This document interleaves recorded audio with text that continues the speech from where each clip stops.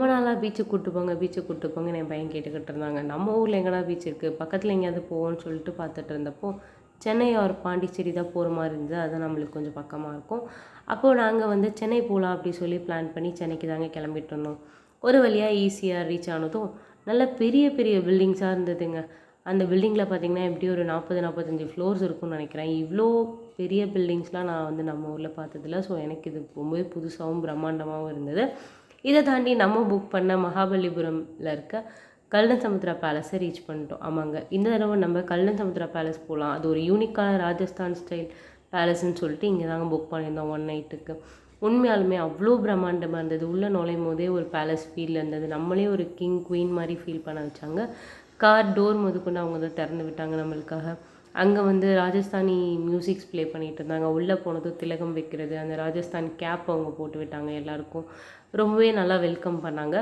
அதை முடிச்சுட்டு எப்படி தான் இருக்குன்னு சுற்றி பார்க்கலாம் அப்படின்னு சொல்லிட்டு வந்தால், அவ்வளோ பெரிய ஸ்விம்மிங் பூல் இது வரைக்கும் நான் பார்த்ததே இல்லை. ரொம்பவே பெரிய ஸ்விம்மிங் பூல். இந்த ஆர்கிடெக்சரே வேறு மாதிரி இருந்ததுங்க. இன்ஃப்ராஸ்ட்ரக்சர் எல்லாமே பார்த்திங்கன்னா அந்த ராஜஸ்தான் உள்ளேயே வந்த மாதிரி ஒரு ஃபீலு. அண்ட் இந்த ஸ்விம்மிங் பூல் பற்றி சொல்லி ஆகணும், one of the longest swimming பூலுங்க. இவ்வளோ லாங்கான ஒரு ஸ்விம்மிங் பூல் நான் இது வரைக்கும் பார்த்ததே இல்லை. டெப்த்து பார்த்திங்கன்னா 4 ஃபீட்டாக இருந்தது. அண்ட் குழந்தைங்களுக்கு தனியாக கிட்ஸ் பூல் வச்சுருந்தாங்க. இந்த ஸ்விம்மிங் பூல் பக்கத்துலேயே பார்த்திங்கன்னா ஒரு கைடு எப்போவும் இருப்பார் மானிட்டர் பண்ண.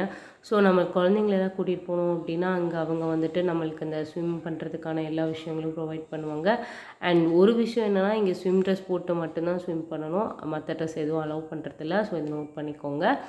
அண்ட் பக்கத்துலேயே பார்த்திங்கன்னா நம்மளுக்கு ஹை டீ ப்ரொவைட் பண்ணுறாங்க. 4:30 to 5:30 அதுக்கான சீட்டிங்ஸ் தான் இது எல்லாமே. அந்த ஹை டீலையும் பார்த்திங்கன்னா டீ காஃபியோட காம்ப்ளிமெண்ட்ரி நிறைய ஸ்நாக்ஸஸ் வச்சுருந்தாங்க. ஸோ அதுலேருந்து அப்படியே நம்ம இறங்கி போனோம். ஒரு பெரிய லான் ஃபுல்லாக கிராஸ் இருந்தது. அண்ட் ஸ்கல்ப்சர்ஸ் பார்த்திங்கன்னா எலிஃபண்ட்டு, கேமல் கார்ட்லாம் கூட இருந்தது.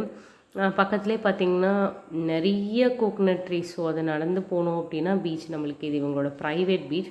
ஸோ ரொம்ப நீட் அண்ட் க்ளீனாக மெயின்டைன் பண்ணிகிட்டு இருந்தாங்க. நிறைய சிட் அவுட்ஸ் போட்டிருந்தாங்க. பக்கத்துலேயே பார்த்திங்கன்னா பீச்லேயே ரெஸ்டாரண்ட் வச்சுருக்காங்க. அங்கே வேணால் கூட நம்ம ஆர்டர் பண்ணி சாப்பிட்லாம். பட் ஆனால் உள்ளே வந்து பார்த்திங்கன்னா எல்லாமே ரொம்ப காஸ்ட்லி. மற்றபடி தண்ணி வந்து இவங்களே நம்மளுக்கு ப்ரொவைட் பண்ணிடுறாங்க. ஸோ தண்ணி கேரி பண்ணிட்டு வரணுன்ற அவசியம் இல்லை. நம்மளுக்கு நிறைய வாட்டர் வந்து அங்கங்கே வச்சுருப்பாங்க. அதை பற்றி நம்ம யோசிக்க தேவையில்ல.